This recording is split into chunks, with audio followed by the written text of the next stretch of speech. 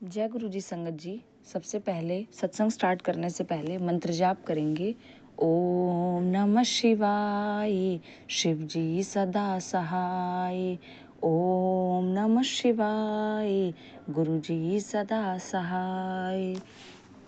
संगत जी, मेरे साथ मंत्र जाप आप भी रोज करिए, क्योंकि आजकल इतना ज़्यादा एनवायरनमेंट ख़राब है। बाढ़ बारिश काफ़ी ज़्यादा भरा हुआ है पानी, जिसकी वजह से लोगों को बहुत ज़्यादा सफ़र करना पड़ रहा है। इसलिए आप सब भी रोज़ मंत्र जाप करिए ताकि उन सबको रिलीफ मिले। और ये जो सत्संग है वो मेरे खुद का एक्सपीरियंस सत्संग ही है। ये मेरा जो सत्संग है वो छोटे भाई का है कि कैसे गुरुजी ने मेरे भाई की न्यू लाइफ ब्लेस की, आप ये कह सकते, क्योंकि अगर उन्होंने नहीं बचाया होता तो आज वो हमारे साथ नहीं होता। पता नहीं, कुछ भी पता, ये तो मैं गारंटी के साथ नहीं कह सकती होता या नहीं होता, लेकिन बहुत बड़ा नुकसान हो सकता था उसके शरीर का, और उसको कुछ भी हो सकता था।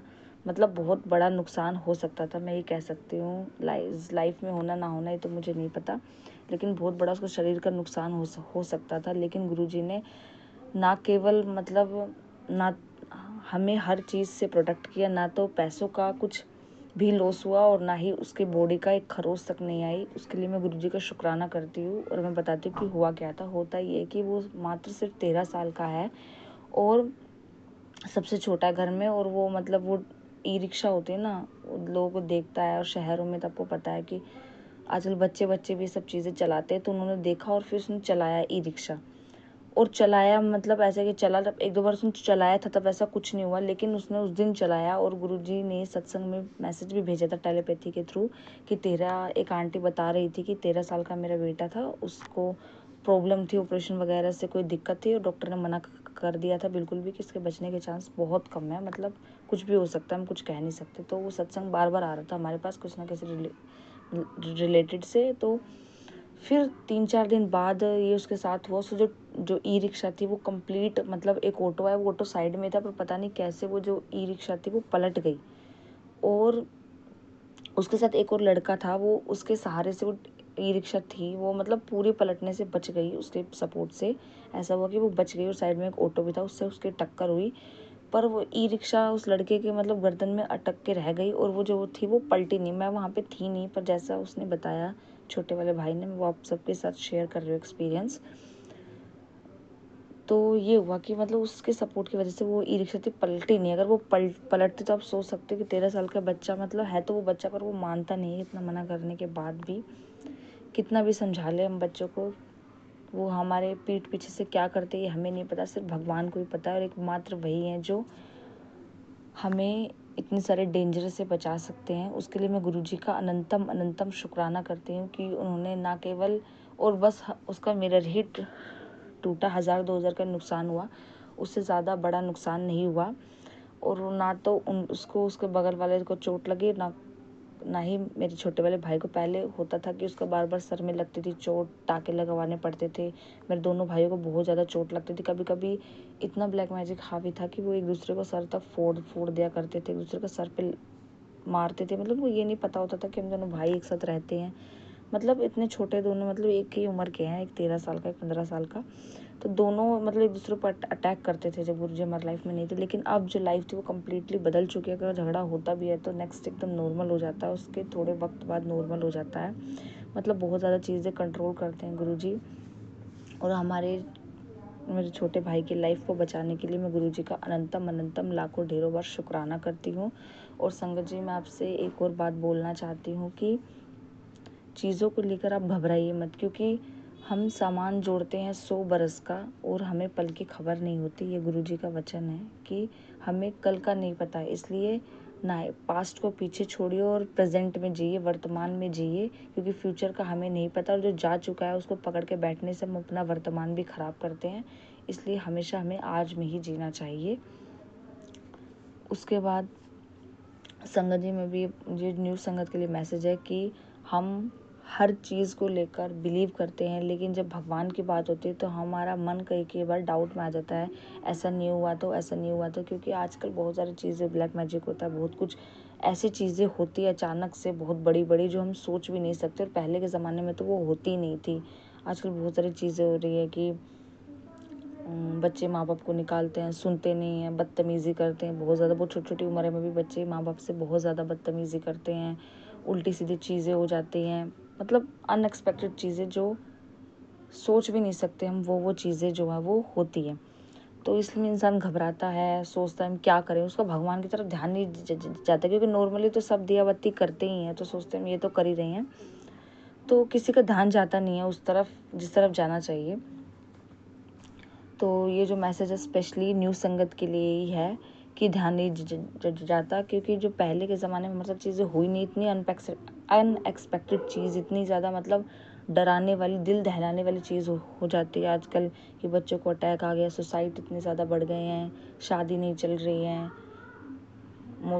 मतलब इतनी सारी चीज़ें हैं कि जो पहले नहीं होती थी आजकल वो सारी चीज़ें हो रही है। और हम सब कुछ ट्राई करते हैं, किसी पंडित ने ब्रेसलेट दे दिया तो उसको पहन के मानते कि हमारा सब ठीक होगा, उसने कुछ बोल दिया 3-4 दिन में ठीक हो जाएगा तो हम मानते कि हाँ ठीक हो जाएगा। लेकिन जब भगवान पे विश्वास करने का नंबर आता है तो हम नहीं कर पाते हैं। मंत्र जाप, गुरुजी बोलते हैं कि मंत्र जाप करो, जल प्रसाद पियो, तो हम उसमें कई बार जो वो चीज़ें नहीं कर पाते हैं, लेकिन वो सारी चीज़ें हमें करनी चाहिए। और गुरुजी पे सबसे पहली चीज़ विश्वास करनी चाहिए। जब तक हम विश्वास नहीं करेंगे तब तक, क्योंकि हर चीज़ हमारे विश्वास से ही है। गुरुजी बोलते हैं जल प्रसाद पियो, तो मतलब पियो, क्योंकि उसमें ही हमारी भलाई छुपी हुई है। और जल प्रसाद पूरे घर में छिड़काव करना चाहिए, जल प्रसाद रोज़ पीना चाहिए और आधे पानी से छींटना भी चाहिए, घर में छिड़काव करना चाहिए, उसी से नहाना चाहिए और उसी को पीना चाहिए, सुबह उठते सबसे पहले पीना चाहिए। और ये भी सोचते हैं कि जल प्रसाद कैसे बनाएं, तो आप तांबे का लोटा लीजिए, उसको रोज़ साफ़ करिए राख से या फिर नींबू नमक से। आप साबुन यूज़ मत करना, क्योंकि जो भी उसके अंदर पॉजिटिव एनर्जी होती है वो साबुन से हट जाती है, इसलिए उसको रोज़ साफ़ करिए, रोज़ मंदिर में गुरुजी के सामने रखिए। अगर मान लो कोई न्यू संगत मेरे सत्संग सुन रही है जो गुरुजी का, जिनके पास स्वरूप नहीं है, वो मंदिर में रखिए उनका ध्यान करके गुरुजी का, क्योंकि गुरुजी वो तो परमात्मा है, वो तो हर तरफ से हमारी बातों को सुन सकते हैं, देख सकते हैं, सब कुछ कर सकते हैं, क्योंकि वो तो दिव्य हैं, दिव्य शक्ति है। तो आप तांबे का लोटा लीजिए, उसको भर के रखिए मंदिर में, नाम लेके गुरुजी का कि गुरुजी आप इसको ब्लेस करो, ताकि हम अगले दिन इसको पी सके और जितनी नेगेटिविटी है वो हमारे घर से जा सके। आप उसको रखिए। और मंत्र जाप भी है गुरुजी का, नेट पे आपको मिल जाएगा, जो मैंने भी स्टार्टिंग में बोला, उसको बोलिए, 7 बार बोलिए, उसको रख दीजिए। चंदन मतलब जिनके घर में है स्वरूप, उसको उनके ऊपर लगाइए चंदन को। उसको ऐसे चंदन को साफ मत करिए अगले दिन, उसको जल प्रसाद के साथ मिक्स करके अपने पूरी फैमिली में लगाइए, और जहाँ पे आपको पेन है वहाँ पर भी आप लगाइए, तो आपकी सारी प्रॉब्लम सॉल्व होंगे। और विश्वास ही सबसे बड़ी पूंजी है, सबसे बड़ी चाबी है आपके सफलता की और आपके हर नेगेटिविटी से निकलने की। इसलिए विश्वास रखिए गुरुजी पर, और पंडितों के पास जाने से कुछ नहीं होगा, क्योंकि आजकल बहुत सारी चीज़ें फ्रॉड भी होती हैं और बहुत सारी चीज़ें अजीब सी होती है, क्योंकि वो चीज़ें पंडित लोग के पास जाते हैं, अब तो वो चीज़ें फैला तो देते, लेकिन उसको समेटना सबकी बस की बात नहीं है, क्योंकि मेरे साथ खुद के साथ भी हुआ है, जो मैं आपको अगले सत्संग में शेयर करूँगी कि हुआ क्या था। मैं आपको बताती हूँ कि मैं पंडित के पास चली जाती हूँ, कोई कुछ बोलता है, कोई कुछ सब अपने अपने हिसाब से बताते हैं, और चीज़ें बहुत ज़्यादा बिगड़ जाती हैं। मतलब ऐसी हालत हो जाती है जैसे कि अब जिंदा लाश जैसी ज़िंदगी हो गई थी, बिल्कुल मैं आपको बता नहीं सकती। लेकिन गुरुजी के आने से अब वापस से सब कुछ हो रहा है, वापस से लाइफ वापस आ रही है, एक्टिविटीज़ बॉडी की हो पा रही है, लेकिन चीज़ें इतनी ज़्यादा अनएक्सपेक्टेड हो जाती है। इसलिए पंडित के पास तो जाइए ही मत, गुरुजी पे विश्वास रखिए, क्योंकि वो चीज़ों को अपनी तरफ से हैंडल करेंगे, अपनी तरफ से चीज़ों को, सब कुछ को देखेंगे, क्योंकि वो परमात्मा, उनको पता है किस चीज़ में किस इंसान का क्या भला है और कैसे कर्मों को काटना है और कैसे बुराई से इंसान को दूर रखना है, वो सब कुछ जानते हैं। इसलिए सत्संग को रोज़ सुनिए। आप जो भी मैसेज फ्लैश होते हैं वो आपके लिए होता है, लेकिन ये भी कई चीज़ मैसेज ऐसे भी होते हैं कि आप घबरा जाते हो, पर उस पर ध्यान मत दीजिए, गुरुजी पे विश्वास रखिए। अगर मैसेज में लिखा होता है आप सत्संग सुनिए, आपके कष्ट कटेंगे, तो इट मीन्स आप सत्संग ज़रूर सुनिए, क्योंकि उसमें सच में आपके कष्ट कटते हैं और आप प्रॉब्लम से बाहर निकलते हैं। और हर सत्संग को जब सुनते हैं, फॉलो करते हैं किसी भी चैनल को, तो आप ज़रूर उसका सत्संग सुनिए, क्योंकि उससे आपके कष्ट भी कटेंगे और आपको पता चलेगा कि आप गुरुजी आपको किस प्रॉब्लम से बचा रहे हैं। उसका शुक्राना भी ज़रूर करिए, और आपके लाइफ में क्या चल रहा है और आपको अभी आगे चल के क्या करना है। प्रॉब्लम के सारे सॉल्यूशन सत्संग में होते हैं। सत्संग ही नहीं होता वो, बल्कि संजीवनी बूटी है आप सबके लिए, आपके सबके जीवन के लिए, आपकी फैमिली के लिए। कितना बड़ा प्रोटेक्शन है, कितना बड़ा कवच है, आप समझ नहीं सकते। न्यू संगत खासकर, इसलिए सत्संग ज़रूर सुनिए, फॉलो करिए, तब आपको अपने आप समझ में आने लगेगा। जो मैं बोल रही हूँ आपको एक्चुअल में सब कुछ समझ में आएगा। अब इस सत्संग को मैं यहीं पे विराम करती हूँ। जय गुरु जी, शुक्राना गुरु जी। अगर आप भी संगत जी अपने डिवाइन सत्संग को शेयर करना चाहते हैं तो मेरे व्हाट्सएप नंबर दिया हुआ है, आप वहाँ पर शेयर कर सकते हैं। जय गुरु जी। धन धन गुरु जी, वाह वाह गुरु जी, जय जय गुरु जी।